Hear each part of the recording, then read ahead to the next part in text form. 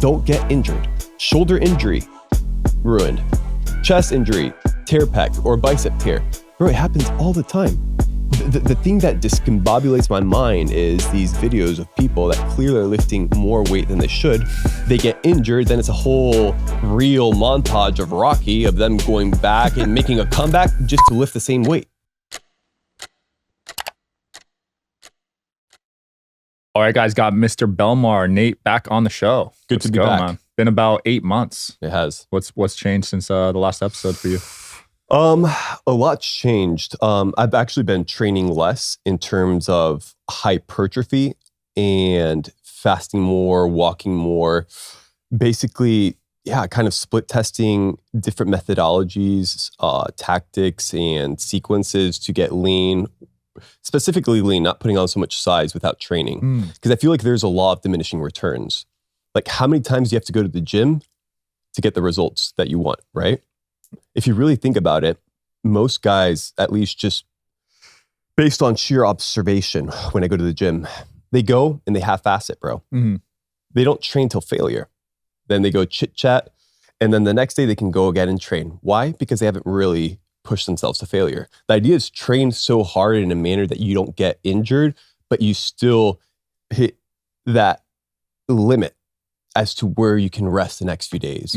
Focus on your business, focus on relationships, go pick up a book, study. It's not always, I can't go travel. I can't go on a vacation because there's no gym. So one thing is to say it. Another thing is to try to apply it and see if there's results. So right now I'm on the skinnier side frame, but definitely looking lean and feeling good, bro. Yeah, you look way leaner than last time. Yeah. You probably lost like 15 pounds. Yeah, well, the last time I saw you, that's when I did the fat experiment. I was like going from the fat to shreds the second time without that much training. So that's why I wasn't like super... You were bulked. Yeah. You were like 200 pounds back then, right? 2+, bro. Like 220. Jeez. 220? No, but when I saw you, no, I was like 195. Okay. What are you right now?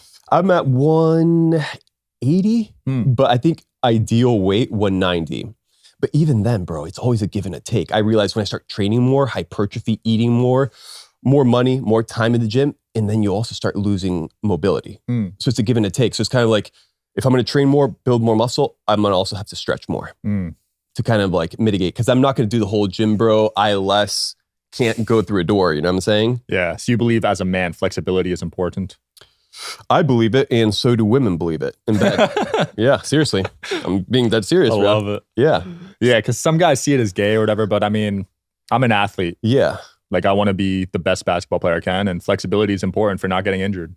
Not getting injured and just like not being a bot, not being an NPC that's obsessed with bigorexia.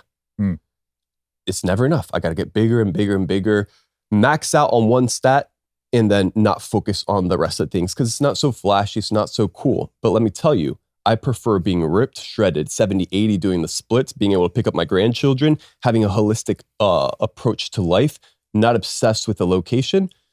And the blueprint's there, dude. The blueprint's there.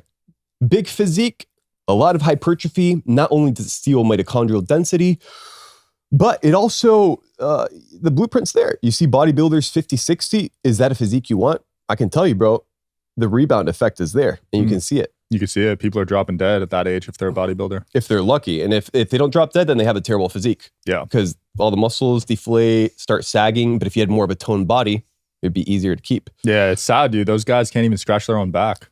Can't pop a pimple, can't do anything, bro. It's crazy. It's like going 99 strength in RuneScape, but no attack, nothing else.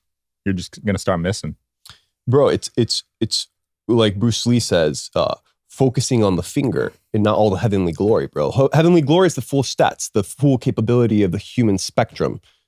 But if you're only focused and obsessed with hypertrophy, building big muscles, that's not health, bro. Yeah. That's why they're in there 5-6 days a week too. And one thing is if you're a bodybuilder, professional bodybuilder, you're trying to make a career out of it. But if we're being realistic, time is the most valuable asset, bro. So if you can learn how to start stacking things combined, like, dude, when I train Sun Cycle, I'll be outside grounding, getting sun, listening to bands while I'm listening to a podcast, while I'm listening to an audiobook. It's like trying to make the most of your time, bro. Yeah. And that's my whole thing, bro. It's like trying to like pursue the fitness endeavor, the fitness lifestyle with a different approach, bro. The Tri-Light from Thera H2Go is no joke. Medical grade red and near infrared light with 3 frequencies per light, deep healing, real results, and totally portable. It's legit. Photo biomodulation tech in a flexible on-body panel. This is the Tri-Light from Thera H2Go and it's next level red light therapy. It's got 118 high-powered polychromatic lights, each delivering 3 healing frequencies, red and near infrared from 580 to 980 nanometers. Optimal penetration, enhanced energy, skin rejuvenation, pain relief, better performance, quicker recovery, and so much more.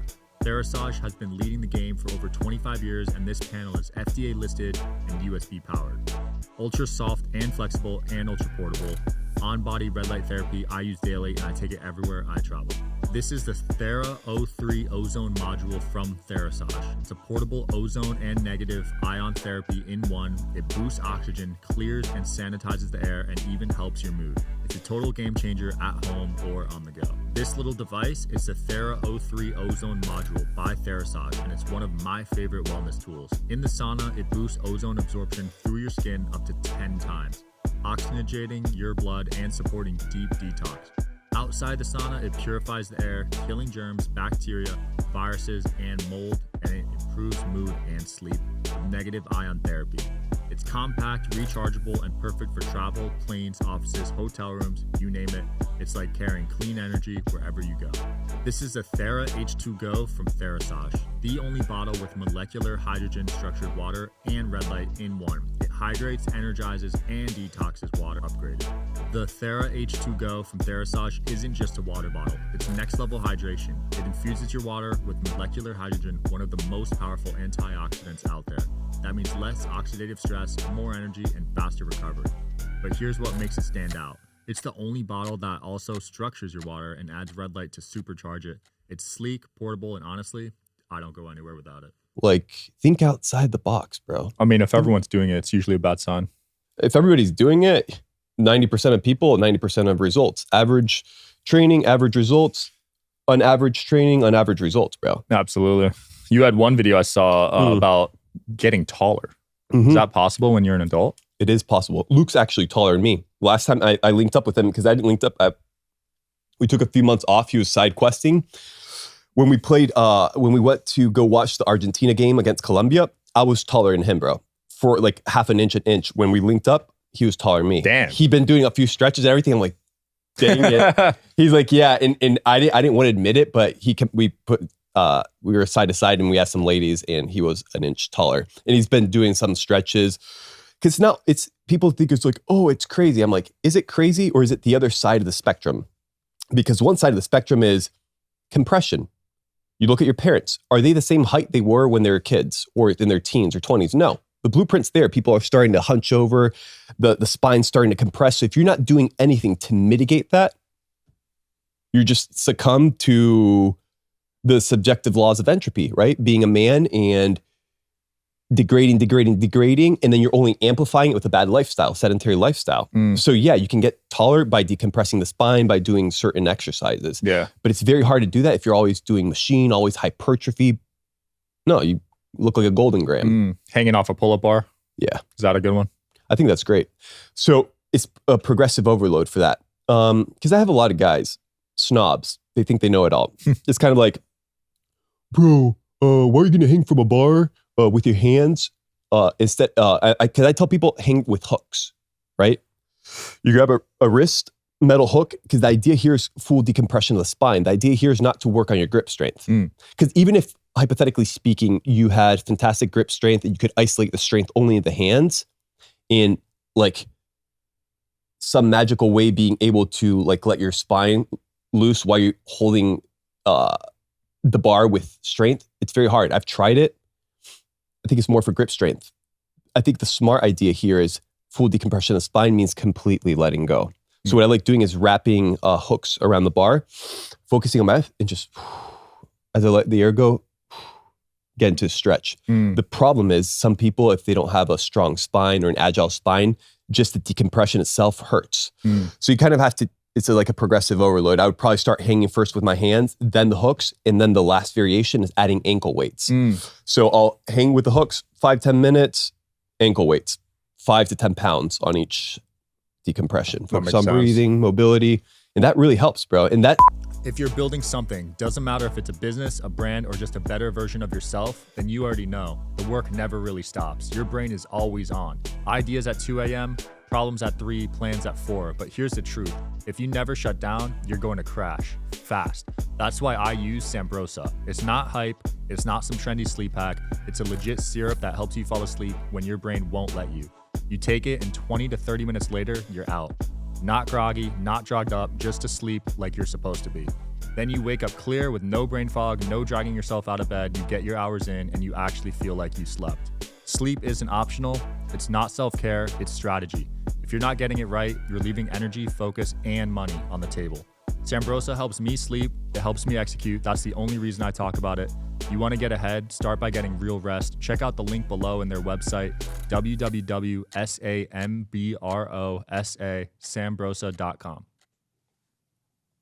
I'm telling you, the way you train affects the way you look in terms of your aesthetics. If I train abdominals a certain way, if I only do compression exercise a certain way, I'll have a boxy torso based on the epigenetic program that I subjected my body to over months and months and months. Done. Like it's there. So it's like, what are you going to do now that you have the information to head yourself? You can start stretching. You can start decompressing from the spine. Because one thing is to talk about it. Oh, it's great, or debate whether it works or not. And everything is for you to try it a couple months, see the results. But decompression, as it comes, it goes, bro. Yeah. Like I said, Luke is taller than me right now. Crazy. And I'm kind of pissed off. So I'm gonna do a little more stretching. You gotta outgrow him. Yeah. Do you think your physique's attainable at home workouts? You don't have a gym membership. Do you think that's attainable? 100%. 100%. Because the first time I got shredded, I was in Puerto Rico. I was in the garage by myself with the mosquitoes. You know why? Why? Because I studied, bro. I did. I realized that my body, my mind couldn't be subjected to a location for my fitness, right?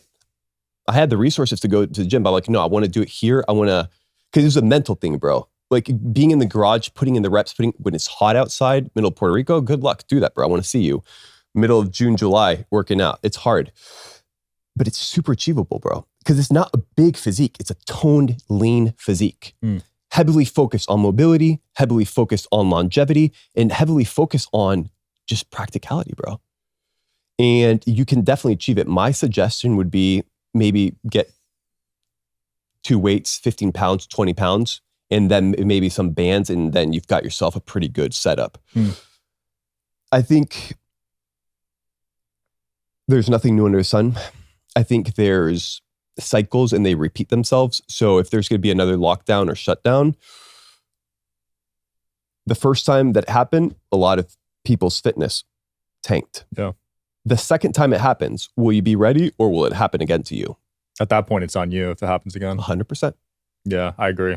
So it was a mental thing, bro. Like I legit wanted to work out in the garage, like with nothing, because I'm like, I need to do this, bro. Because it's a lot easier. It's like, okay, I'm going to go to the gym. You force yourself, you get there and you put in the work. People are looking at you. But when nobody's looking at you, when you're training in the shadows, bro, that's where real grit's made, bro. Like 100%. Yep, it's just you. It's just you, bro. It's just you. Like who's going to push you to do that next rep and the next rep and chips in the sweat equity bank? Were you doing cardio too or no? 0 cardio, bro. Wow. Only walking. Zone 1, zone 2 training. I don't do cardio. I'll like force myself to do HIIT training in terms of like sprints here and there, but that's about it, bro. And the main reason was I realized, hey, if I can tap into zone 2, zone 1 training, zone 1 throughout the whole day, and zone 2 as the main focus of my cardio while I'm in a fasted state, game changer, bro. And then when I did training, like body weight training, band training, creatine and HMB. The hero stack I sent you, bro, build creatine HMB. HMB is a metabolite of leucine. Leucine helps with muscle protein synthesis. So combining creatine and HMB, right? Because it also tailors to a specific training style that you do. If you're not metabolically flexible, which means you can tap into the substrate of fat and carbohydrates just as well, right? And you're basically a carb burner. And then you start trying this new routine. I'm going to start fasting and training. you most likely will self-cannibalize. Shout out to Northwest Registered Agent, today's sponsor. Starting your own business should be exciting, not overwhelming. I've been there and I know how fast things can get complicated. Imagine getting it all done, your entire business identity in just 10 clicks and 10 minutes, seriously. With Northwest Registered Agent, you get more privacy, more control, and real experts who've been doing this for nearly 30 years. Whether you're launching an LLC or starting a corporation, Northwest forms your business for just $39 plus state fees and gives you the support you need every step of the way. If you need a website, a local business address, trademark protection, they've got you covered, all in one easy account. And here's the big one. You could protect your identity by using their address instead of your home. Want more? Their premium mail forwarding gives your business a professional presence while keeping your personal info secure. Don't wait, protect your privacy. Build your brand and set up your business in just 10 clicks and 10 minutes. Visit northwestregisteredagent.com/social hour and start building something amazing.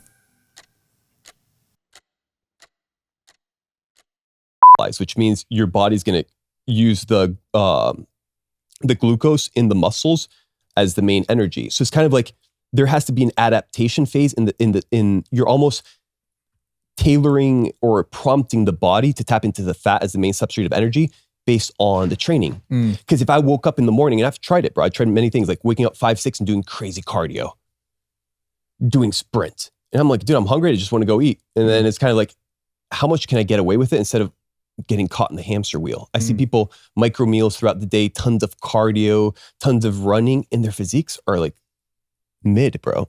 Yeah, marathon runners look super unhealthy. They are unhealthy, bro. The statistics on the percentage of people that claim to be runners, I think is 50% right now in terms of people being injured. So we're talking about higher percentage than the NFL, higher percentage than the NBA. Dang. Which, what does it tell you? It means propaganda has taken a pretty sharp turn and it's affected the whole populace. Because who came up with running being like a good idea? Who?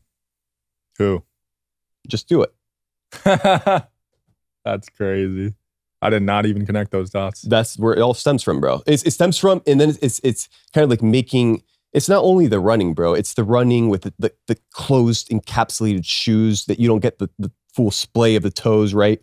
There's no, in terms of the kinetic chain, like if you have soft shoes, right? And you're stepping on it 24/7, I can't tell you the amount of people that are going to suffer from chronic, not only illnesses, but chronic foot health in the next 20 years. Not even 15, 20 years. Like now, dude. Like now. People are 50, 60 years old having foot problems. So think about it. You have foot problems and then you're trying to do cardio to lose weight. Somewhere along the line, you're going to get injured. Yep. When I was a distance runner, I was injured all the time. Literally at least once a month. But think about back in the day. Like if I'm going to tell you, bro, we're going to go run XYZ amount of miles, 4 miles. What would be your first reaction? Okay, where are we going to go hunt? What are we going to go catch? What are we eating? Oh, no. We're going to do it for fun.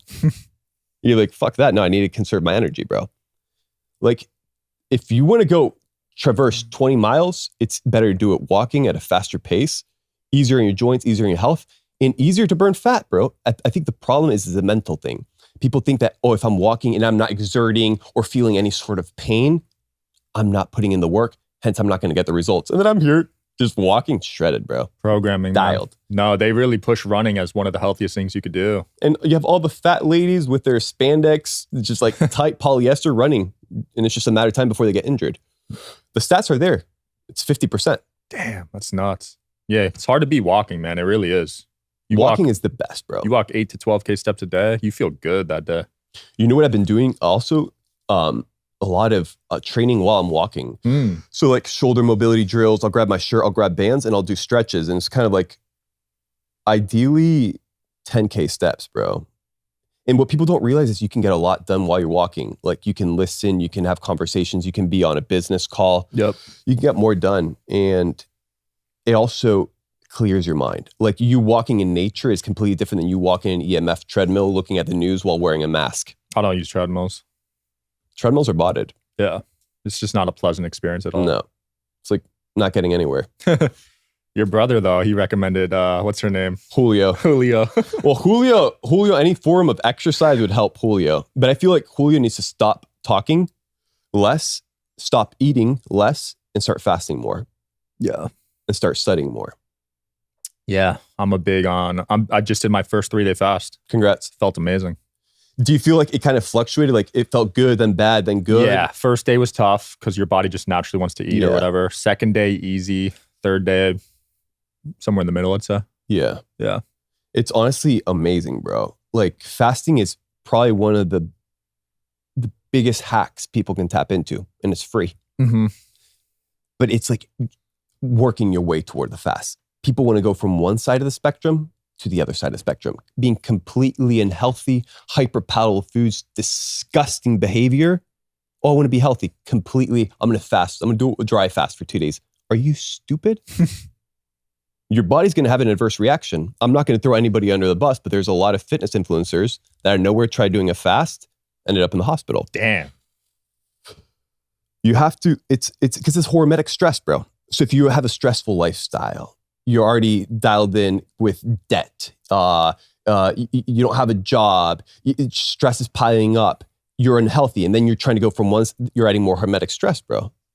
You think you're, just because your will is there or the inspiration to change doesn't mean that your body's not going to have some sort of adverse reaction, just as someone who's addicted to cocaine is going to have an adverse reaction if he cuts cold turkey. Yeah. I could see that. Yeah, I started with a 24-hour, made sure that was good. Then I went to 72. Fire. Yeah. What's the longest you've done? 4.5 days. Damn. That's like over 100 hours. Yeah. And I was like training, I was doing push-ups and I'm like, no, I need to go eat. Yeah. I will say, I tried playing basketball on it and it's hard. I felt a lot weaker. You'll feel weaker, which is actually a strategy I've been doing. Becoming weaker for Recomp. How does that work? It was just kind of like a concept I had. I was like, if you don't train for certain periods, like a certain amount of time, you'll lose strength naturally.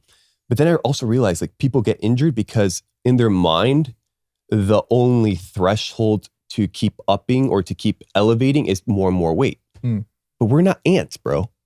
Right? Like you're human beings. So there's going to be a certain extent to where age catches up and the level your max lifting catches up and that's it. Right. And if you keep pushing it, you're going to get injured. But what if you stop training a little bit, started losing strength, reducing carbohydrates, and then start lifting. And when you come back, you can't lift the same amount. It becomes hard, right? So if you're, let's say the max you could bench was 50 pounds on each side, you're carbed up, all 4-pack, you're like, okay, I'm going to dial it in. I'm going to start walking more, switch up my training style, not eat as much, lose a little bit of strength, pick it up. You'll do 40 pounds, 30 pounds. It's hard. Boom, perfect. Start become metabolically flexible, start reintroducing carbohydrates. You'll hit 50 again, bro. You'll hit, and it's like you're working your way up. So instead of like being capped and keep pushing, potentially get injured, is get capped, switch training style, become weaker, and then work your way up again. And that's something I've been doing, bro. Smart. Yeah. I mean, it's just switching it up, bro. Yeah. That probably also helps you avoid burnout too. Burnout and getting injured. Yeah. A lot of people are... That's the name of the game, bro. Is don't get injured. Shoulder injury, ruined. Chest injury, tear pec or bicep tear. Bro, it happens all the time. The thing that discombobulates my mind is these videos of people that clearly are lifting more weight than they should. They get injured, then it's a whole real montage of Rocky of them going back and making a comeback just to lift the same weight. Yeah. You're like, bro, that got you in the place where you're at. Why are you going to go do the same thing? That's not inspirational. That's stupid. Yeah, I think people need to... At least to me. No, it is. People need to stop obsessing over their PRs. Yeah. And start taking this stuff serious, I think. Well, I'm telling you, bro, I go to the gym. I see a man, he's 50, 60, bro, walking on a cane because he's clearly in pain with a belt, the strap belt, lifting more weight than me, bro. And I'm looking at him like, bro, like you should not be lifting that. You should be stretching. You should be like doing mobility drills, doing a lot of stuff. It's kind of like some people are just thick in the head, bro. Damn.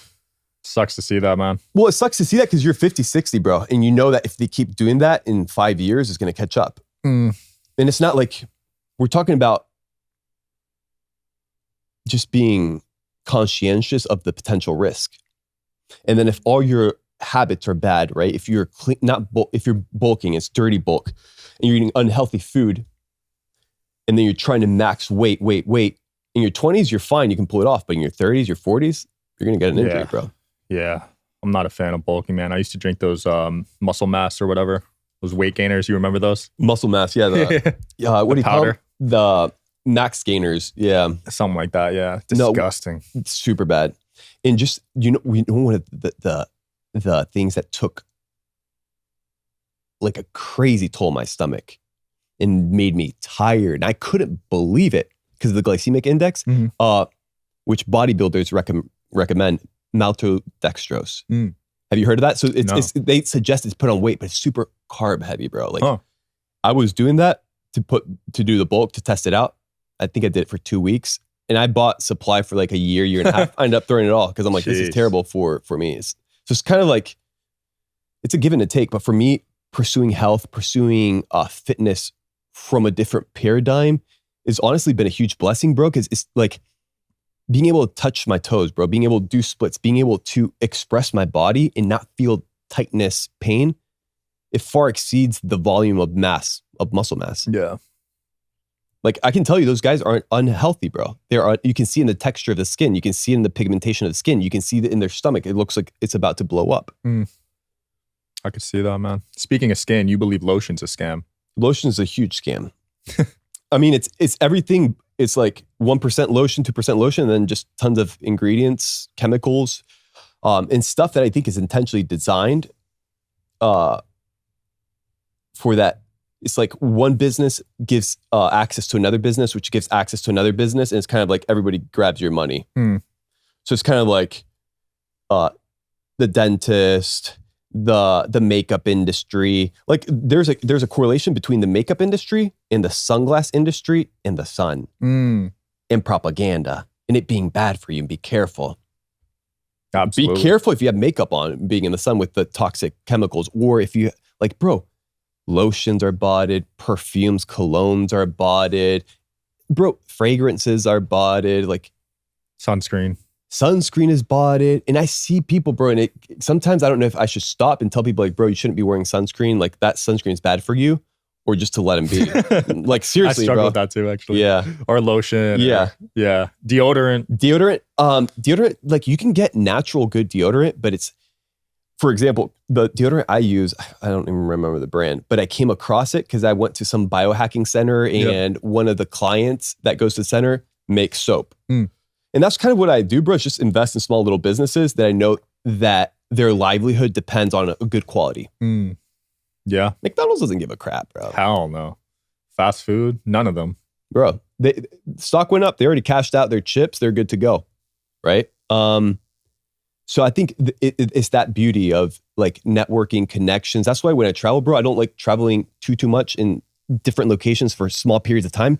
Because for example, if I'm going to be in an area, I want to know the farmers. Like if there's local farmers, if I can get raw milk, like all that for me exceeds, in terms of health, just traveling. Because the more you travel, the more you realize there's food deserts everywhere, bro. Like it doesn't matter the resources you have. You can have Bitcoin, you can have cash, you can have meme coin, you can have whatever you want. You can't get healthy water. You can't get healthy food because it's not there. Dude, even in Vegas, which is like a major city, it's hard to get raw milk and stuff. Yeah.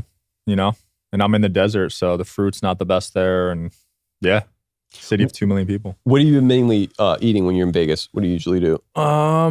Grass-fed steak that I get from the Amish or something like that. Cool. You know, if I eat out, I use seed oil Scout, make sure there's no seed oils. Nice. But it's tough, dude. There's not many restaurants out in Vegas, which is huge, that don't use seed oils. I mean, I'm telling you, bro, if they serve seed oils, you got to bounce. And most restaurants do. It's do. Tough, dude. And a lot of times I bounce, bro. You'll actually leave? I'll leave 100%. 100%. That's great. When I'm in Malaysia, Hong Kong, and all those places, it's seed oil galore, bro. They use it over there? Everywhere, bro. I can't believe it, dude. That's surprising. I thought it was a US thing. No, it's everywhere, bro. Shit. I mean, India as well, bro. That's why you have tons of diabetes and unhealthy people in India, because like the combination of seed oils plus a carb-centric diet is just... Bro, when I eat Indian curry, I feel like shit for like the rest of the day. Yeah. Literally, I can't move. And here's the thing, like people are like, are seed oils bad for you? Are they not bad for you? I'm like, dude, just go off of them. Just go off of them for 5, 6, 7, 8 months. Then bring them back into the picture and let me know how your body feels. I do it, bro. I legit split test. I can't believe that's a debate. Like that one's so obvious to me. And the best part is when people tell me like, oh, bro, seed oils are good for you. I look at their profile. They look like they're the super unhealthy, bro. And I'm like, why would I even listen to you, bro? You look like you're falling apart. Yeah. Heart healthy my ass, bro. It's called propaganda. They said Cheerios was heart healthy. Yeah. I mean, and they also said that smoking cigarettes was healthy as well, bro. Yeah. They say a lot. I mean, Edward Bernays, bro, like there's correlations between that propaganda, Kellogg's, American Breakfast, like supply demand, bro. Yeah. Create the demand. Well, the cigarette companies have moved over to food. Yeah. Because they know that ship is sinking finally, you know? Yeah. And now food is getting challenged. They just banned food dyes, thankfully, but the government won't be able to move fast enough on those bans. I mean, it's hard, bro, because you're banning whole ecosystems, whole products, whole companies, everything. But the fact that they're doing it, bro, kind of brings hope. It's a good step. It's a good hope, but you still have to be your own decider. What I've realized as well, bro, is it boils down to us, the consumers. If you don't go and spend money to buy a Big Mac and everybody does that, they're out of business. Yeah, that's true. We got to vote with our dollars. Vote with your dollars, bro. I used to eat Chipotle all the time, but they use rice bran oil, you know? Yeah. Come on, man. Got to balance. Why is that needed? I think it's also profitable, bro. Like seed oils, they can recook it. True. It's cheaper. Yeah. Yeah. It's a business for most people, bro. And it's lack of awareness for a lot of people as well, because a lot of people don't know. So how do you eat healthy when you're traveling? Because you travel all the time. It's hard. You're a nomad, right? It's yes. So when it comes to traveling, my suggestion is like a month to 4 months in a location, because the whole like 5 days here, 15 days here, unless you're going to be shooting content or have like, it's hard, dude. Yeah, you spent like a month in Miami, right? Yeah. Because then you have time to develop your connections. Well, develop connection and get work done. Because if you're always like going back and forth, people don't realize that also traveling takes a huge toll on you. Yeah, the like, EMF. EMF exposure, just the traveling itself, like it takes a toll on the body. You're going from one side of the planet to another. So it's kind of like grass always looks green on the other side. You see people traveling all the time, like, oh, bro, I want to be like that. But when you're actually traveling, you know, it's like, I need to kind of stay in a place and like lock in, dude. I got a system, man. When I travel, I order glass water to the hotel. Nice. It's there when I land. I find seed oil free restaurants. But it does take time, man. I'm not going to lie. Yeah. Plan everything out. Yeah. It's not easy. I think just carrying snacks for a couple days is always a good plan. So like cacao bars, you can do organic grass-fed beef jerky, pistachios, Brazil nuts. I feel like having a little bit with you is always good because, yeah, the first 2 days, if it's a new location, you don't know it, there's a high likelihood that you most likely won't find anything. But that's one of the benefits of being in the States, bro. It's there's more options. It's more expensive in terms of fiat. Yeah. But there's a lot of more options in terms of healthier food. Absolutely. Are you eating any carbs these days? Or I am. I'm going pretty hard on the carbs, to be honest. Yeah. Because I've been walking a lot and it's kind of like an OMAD approach with the carbohydrates, or maybe like 2 meals in a shorter time frame. But I definitely notice a difference in terms of satiation. Bring back the carbs, I start getting hungry, which is a good idea if you want to clean bulk, but it's not a good idea if you're trying to lose weight or become metabolically flexible. But I've been doing a lot of gnocchis, the potatoes, just white potatoes, sometimes sweet, a little rice. But overall, in my opinion, people could live without carbohydrates. I could see that. For sure. I love gnocchi. Gnocchis are amazing. How do you ensure the quality on those? You don't. You kind of have to ask, to be honest. But if it's casero, like, or it's like homemade, there's a spot here in Miami. I'll send it to you later. Please. Yeah, it's a good spot. They got stew gnocchi with meat. It's good. That's my vibe, man. It's good. It's good. But no, I'm definitely carb cycling. But for carbohydrates, bro, if you live in a carb-centric paradigm in terms of your body, in terms of the vessel that we're given, and you only give it carbohydrates, bro, there's no way you can develop an elite physique just based off of lifestyle. You're going to have to do a lot of training, a lot of compensating, because whenever you cut the food, your body is still expecting carbohydrates as the main source of energy. You've kind of never prompted fat as a potential option. And sometimes it's not our fault. Like, you're born into planet Earth and you have unresponsible parents giving you cookies, giving you ice cream. Oh, look how cute he looks. Look at the face. Give him another ice cream. You think the kid's going to grab another green bean, another piece of white chicken if you give them the sugar. No, you've literally programmed them and you don't know it. Yep. There's a new study that came out. If you don't give your kids sugar the first 1,000 days of life, they end up living way longer. That's amazing. Yeah. That's very cool. There's parents giving their 4-year-old like sugar. That and the iPad. Yeah. That could be equally as bad, honestly. And yeah. Fries their attention span. You have the blue light that permeates through the eyeballs, because what people don't realize is different light spectrums permeates the body in different lengths. So what's behind the eyes? The brain. And the blue light affects the brain. That's crazy. Right? And then you have the 5G that you're holding. You're an electric being. You're made up of water. Water potentiates with 5G, bro. People that live close to 5G towers, if they have a pool or something, usually those are the people that tend to call before, because those are ones that are noticing like effects from the towers. Damn. So water amplifies it? I think water amplifies everything. Wow. It is a conductor, so that makes sense. Holy crap. No, there's some concerning stuff with the 5G towers. People that live close to those. Yeah. A lot of health issues. I'm telling you, bro, like living out in nature, you feel the healing properties of being out in nature, bro. Yeah. Grounding, stuff like that. And it's kind of like, yeah, if you live in a modern city, you kind of have to find ways to hedge yourself. So instead of like partying, getting drunk and late in the weekend, go out in nature, go for a hike. And that's your hedge for the chaotic week that you got in the zoo, the Semen zoo. You still practicing semen retention? Yeah, as much as I can. Really? Yeah. I think it's crucial. And it's crucial not only for life force, bro. It's crucial for discipline, bro. It's crucial for realizing that don't just pursue pleasure, because a lot of people just pursue it for pleasure, bro, or a coping mechanism, or trying to escape, or I can't potentially find a person. That's why you have the whole incel culture. And it's all potentiated, bro. It's all potentiated through the internet. It's all potentiated through propaganda. It's all potentiated through, just the devices and the phones and everything, bro. Like think about it. Like back in the day, you went to go watch. What would you do? Magazine.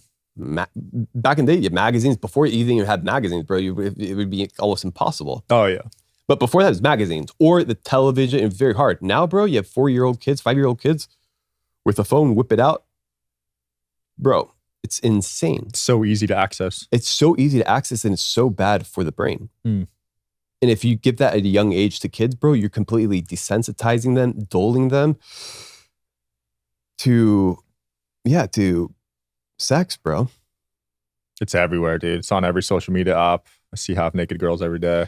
Bro, I'm telling you, I open IG, bro, and I'll see a half-naked lady with her legs spread wide open.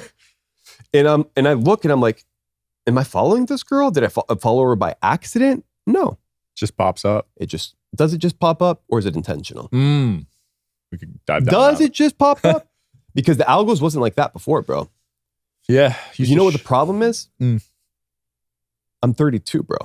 So maybe I can handle a little distraction and be like, okay, I probably shouldn't indulge in this girl's clickbait for her OnlyFans. But if you're 15, 12, you don't know any better, that image just took you on loop-de-loop. Oh, yeah. You just want to, you got to be careful, bro. Yep. Yeah, that's concerning, man. Super concerning. When I was a kid, Instagram didn't even exist.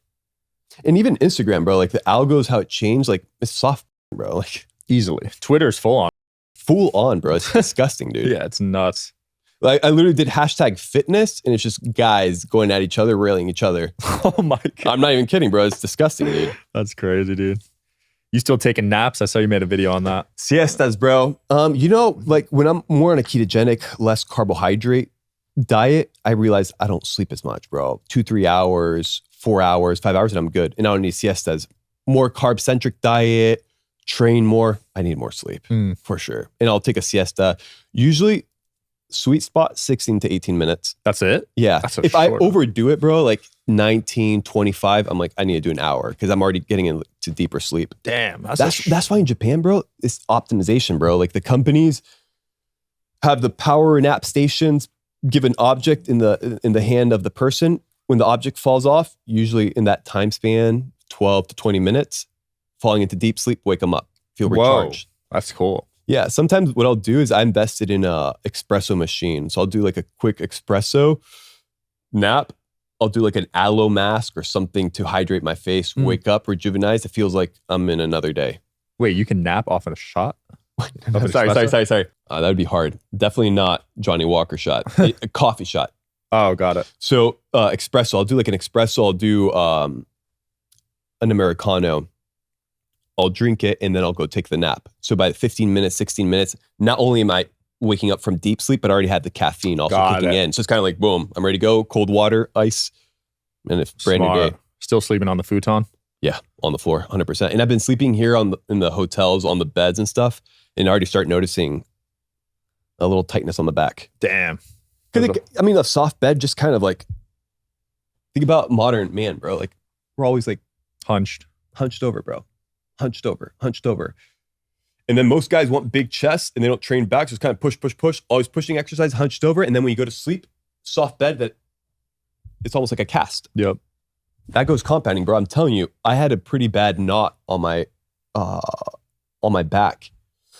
And I'm like, it's this, I need to start doing more mobility drills. I need to start doing more, spine drills, more mobility, and then sleeping on hard surfaces and working on the knot. So going against the angle of a wall and just really working on the knot. And then 2-3 months later, completely gone.